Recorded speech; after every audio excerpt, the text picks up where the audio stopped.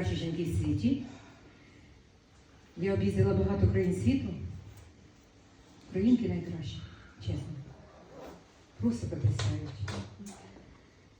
Ой, все буде добре. Будемо молити до Господа, просити прощення за те, що може хтось щось не так говорить, не так робить, щоб він простив. Молитися будемо, що робити? Тільки це залишається нам.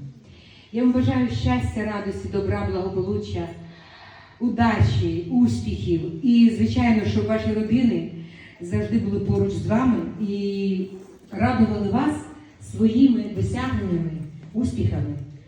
І я вас люблю і чекаю нової зустрічі з вами. До нових зустрічей! А зараз ідіть з Богом додому.